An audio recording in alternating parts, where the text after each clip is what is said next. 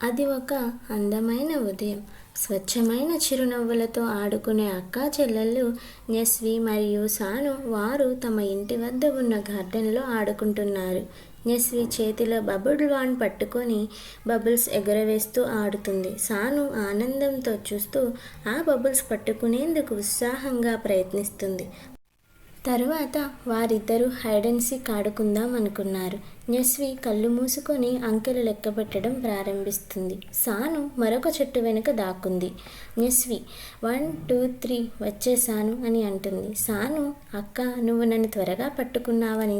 ఆ తర్వాత వారు పెద్ద చెట్టు కింద కూర్చొని చిన్న టీ పార్టీ ఆడుకుందాం అని అనుకుంటారు. వారి వద్ద చిన్న టీ సెట్ ఉంది. న్యస్వి చాయ్ చేస్తుంది. సాను దానిని కలుపుతూ ఆడుకుంటుంది. రోజు ముగియబోతున్న సమయంలో వర్షం పడుతోంది. కానీ వారిద్దరూ ఇంటి లోపలికి వెళ్లకుండా వర్షంలో ఆడుతూ పాడుతూ నృత్యం చేస్తున్నారు. రోజు పూర్తి అయిన తర్వాత వారు సోఫాలో కూర్చొని బొమ్మలు పట్టుకొని మాట్లాడుకుంటూ సంతోషంగా సాయంత్రాన్ని ముగిస్తారు. ఆ అక్కా చెల్లెళ్ళు రోజంతా ఆడుకున్న వారి తీపి జ్ఞాపకాలు వారి నిద్రలో వచ్చే కలలలో కూడా కొనసాగుతాయి.